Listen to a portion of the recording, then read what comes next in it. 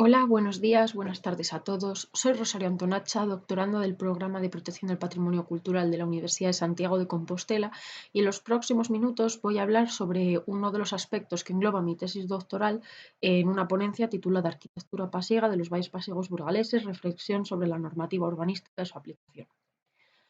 Para empezar un poco a introducir mi tesis doctoral, lo que trata es de crear una serie de documentos para poder presentar en la administración pública y declarar los valles pasiegos, la zona conocida como Cuatro Ríos Pasiegos en el municipio de Espinosa de los Monteros, bien de interés cultural en la categoría de conjunto etnológico. Entonces, para poder elaborar todo esto, uno de los aspectos fundamentales es conocer el territorio, conocer la arquitectura que existe, en todos y cada uno de estos elementos, y además la normativa que actualmente los protege y cuál es la necesaria para protegerlos de forma correcta como elemento del patrimonio etnográfico de Castilla y León.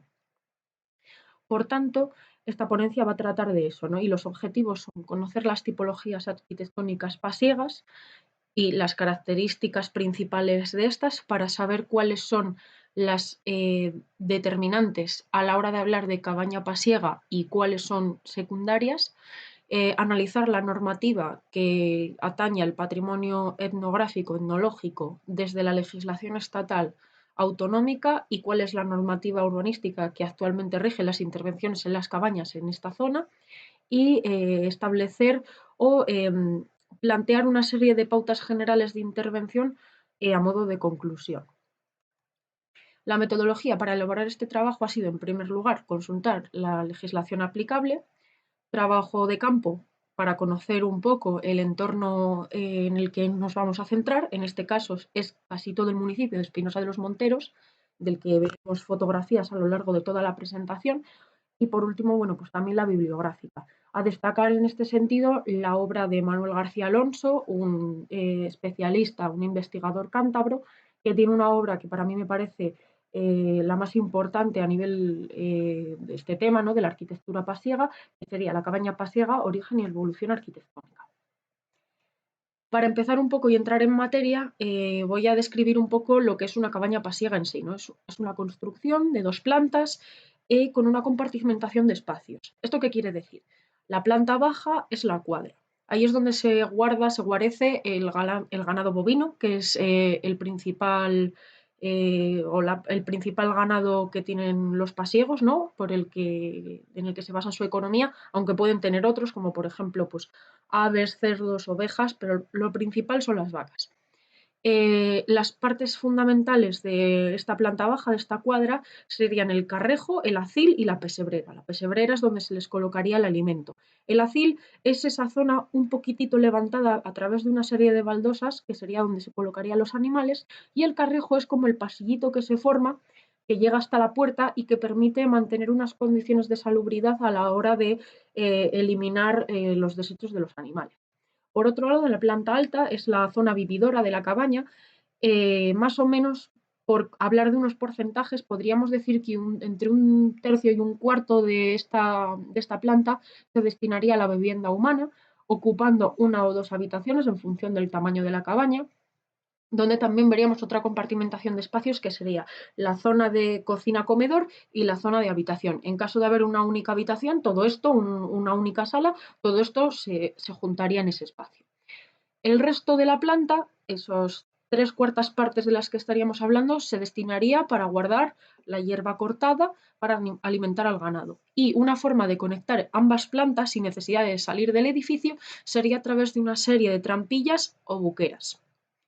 En esta diapositiva podemos ver un poco cómo sería en la realidad esta cuadra con sus respectivas partes ya mencionadas. Se puede ver perfectamente ese pequeño pasillito, el carrejo y el acil, la zona elevada, y por otro lado también se puede ver ese payu, esa zona de la planta alta, que es donde se guardaría la hierba, y bueno, y como se puede ver, se ve el lateral de las paredes de lo que serían las habitaciones, a destacar un poco la pallada, que sería ese espacio que queda entre ese techo construido y el tejado propiamente dicho de la cabaña, que sería donde se guardan, pues bueno, aparejos agrícolas y demás. Otros elementos arquitectónicos en los que no me voy a detener mucho, pero que también son de interés y necesarios a la hora de catalogar la arquitectura pasiega, serían las colgadizas.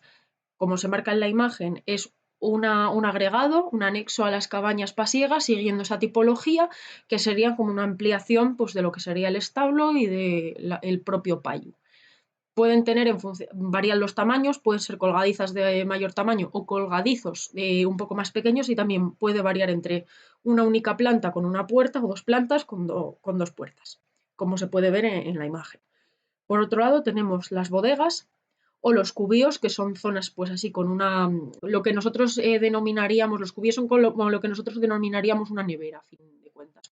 Son pequeñas cavidades, pueden ser naturales o de construcción humana, aprovechando pues una corriente de aire más fresco, que sirve pues precisamente para eso, para conservar el alimento. En este caso, la leche que producen estas vacas y los derivados como el queso y bueno, otro tipo de alimentos en general. Y luego también encontraríamos colmenares y abrevaderos. En general, estos últimos elementos arquitectónicos no son tanto particulares, sino comunitarios. Para una serie de barrios o cabañales habría uno de cada tipo pues, para estas familias. Centrándonos ya un poco en la legislación, la que nos interesa estudiar, la idea es que este conjunto se declare bien de interés cultural, pero el patrimonio histórico español, en la Ley 16 de 1985, determinaría que, en base a las características que hemos visto, se clasificaría como sitio histórico, es decir, lugar o paraje natural vinculado a acontecimientos o recuerdos del pasado, a tradiciones populares, creaciones culturales o de la naturaleza o obras de hombre que posean valor histórico, etnológico, paleontológico o antropológico. Sin embargo, la legislación de Castilla y León ya concreta un poco más y aparte de la categoría de sitio histórico, encontramos en el artículo 8 la de conjunto etnológico, que nos cuadra mucho más en base a que se define como paraje o territorio transformado por la acción humana, así como los conjuntos de inmuebles agrupados o dispersos e instalaciones vinculadas a formas de vida tradicional, que como se ve, cuadra perfectamente con lo anteriormente descrito. Pero bueno, centrándonos ya un poco en la normativa urbanística del municipio de Espinosa de los Monteros, que es actualmente la que protege estas edificaciones, habría que estudiarlo a partir del artículo 230, ya que al no tener una protección patrimonial per se, todas las cabañas pasiegas se rigen bajo la norma de suelo rústico con edificaciones de asentamiento tradicional. Entonces, hay una serie de normas que vamos a ver a continuación que rigen estas rehabilitaciones. En primer lugar, se establece que todas las rehabilitaciones o ampliaciones de las cabañas ya existentes deben ser coherentes con las características naturales y culturales del entorno. No se permite una ampliación de un máximo de un 40%. Esto se sobreentiende ya que la función de las cabañas pasiegas ha cambiado. Ahora ya cuando alguien habita una cabaña pasiega se utiliza como segunda residencia, residencia de campo, y se utiliza ambos pisos, toda la superficie. Entonces sí que es verdad que hay infraestructuras que ahora mismo necesitamos, como por ejemplo una calefacción para esta casa de campo, ¿no? Que se necesitaría construir seguramente en un anexo. Por eso se admite ampliarlo hasta un 40%. Y luego también se impone una serie de condiciones básicas para el mantenimiento de esta tipología en las rehabilitaciones. Una altura máxima de 6,5 metros, cubierta a dos aguas con lanchas de piedra y una pendiente máxima de 35%, y la importancia de la prohibición de la teja curva rojiza o parda, que solamente se permite en las cabañas pasiegas bajeras, es decir, en las cabañas vividoras en las que se pasa el invierno. Casi todas las que vamos a ver son estacionales durante los meses de verano. Pero bueno, en las zonas vividoras, como están más cerca de la población, utilizan también ese tipo de materiales que se pueden encontrar pues, en los establecimientos de construcción y demás, como puede ser el caso de las tejas. En este sentido, en esas zonas más próximo, pues por ejemplo, a la población de las Machorras o de Espinosa de los Monteros, sí que vamos a encontrar un mínimo de cabañas que posean teja roja. Pero en líneas generales todo van a ser lanchas de piedra y por tanto es lo que interesa a la hora de rehabilitar los tejados. Por otro lado, en las rehabilitaciones está permitido el revoco, ya que muchas de las cabañas estaban encaladas, pero no se permiten ni las construcciones de a caballo ladrillo o ladrillo cara vista, así como chapados. Y en general, en cuanto a la carpintería, cerrajería, se recomienda el uso preferente de la madera y se prohíbe el empleo de carpintería de PVC o el aluminio en su color.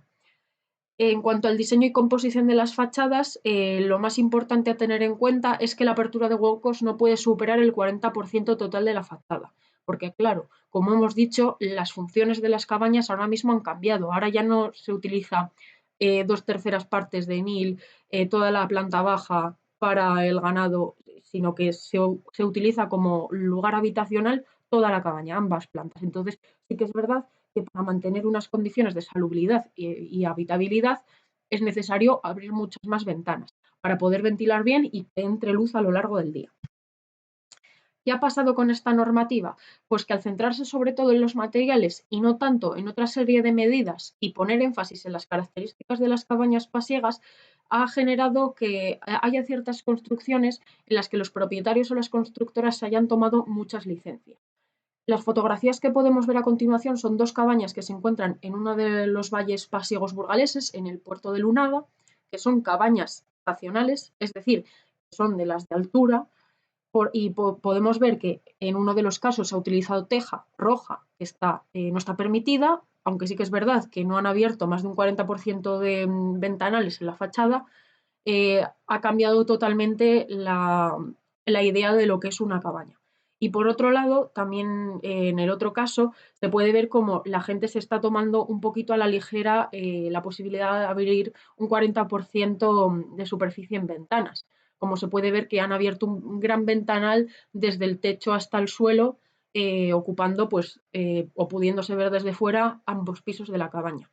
Es indudable que es necesario una iluminación mucho mayor cuando ocupas toda la cabaña como zona residencial y no solamente una o dos habitaciones como pasa en las cabañas tradicionales pasiegas, pero con esta serie de modificaciones está claro que o queda patente que desde luego se ha perdido la idea de cabaña pasiega que todos podemos tener en la cabeza después de haber visto los ejemplos anteriores.